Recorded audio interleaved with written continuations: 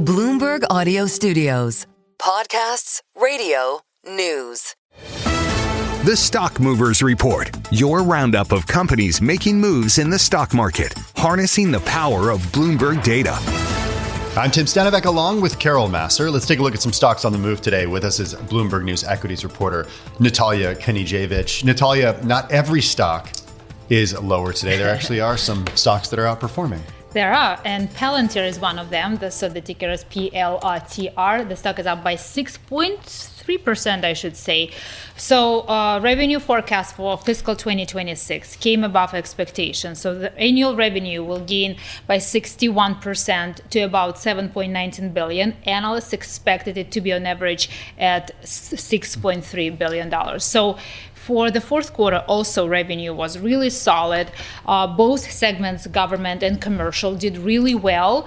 Cash flow, many analysts highlighted that cash flow is really way above forecast. Of course, we do know that this stock is very expensive in terms of multiples, but look at some commentaries from analysts. They say that revenue and free cash flow is too impressive and valuation is finally reasonable. That's the quote, guys. So some people still see upside momentum. Okay, so that is certainly one that's an outperformer. Let's go to Novo Nordisk. And I know the team on TV having an interview with, I think, the company's CEO. He was on TV just a few minutes ago. Yeah. Let's talk about Novo. And, of course, it's the ADRs that trade here in the U.S. Yeah, so the tickers for ADR is NVO. The stock is down by 14% today. So the company said that sales will drop this year as Ozempic and Wegovy face tough competition, and also the company will take a hit from the U.S. government's push to cut drug prices. So sales at constant exchange rates will probably fall between 5 and 13%. This is the company said in early release of its outlook. Full results, of course, are scheduled to be released on Wednesday.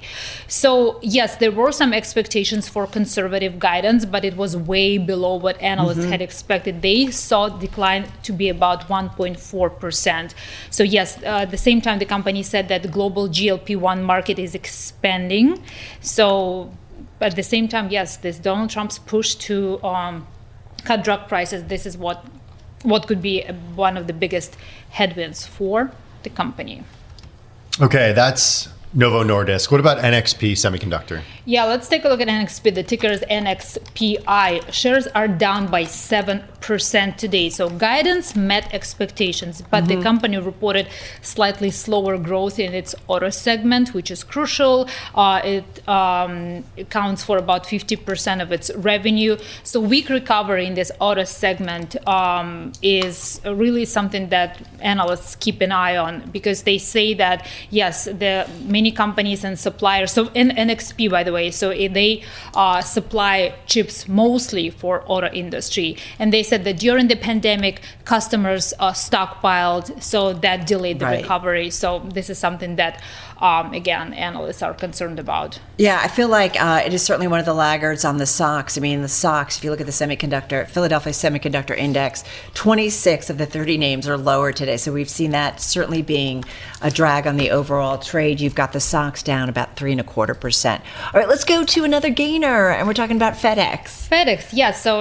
the ticker is FDX. Shares are up by almost 5%, guys, today. Two Wall Street analysts upgraded the stock today, and they said that the company will benefit from efforts to boost European business, and also they see some benefits from the economic backdrop. They like the fact that the U.S. economy is still in a solid pace.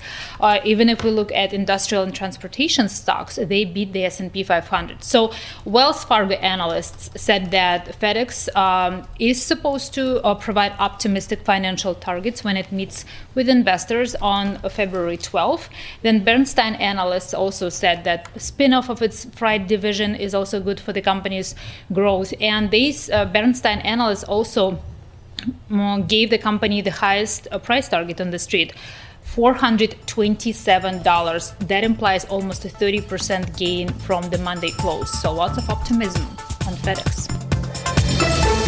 The Stock Movers Report from Bloomberg Radio. Check back with us throughout the day for the latest roundup of companies making news on Wall Street. And for the latest market-moving headlines, listen to Bloomberg Radio live. Catch us on YouTube, Bloomberg.com, and on Apple CarPlay and Android Auto with the Bloomberg Business app.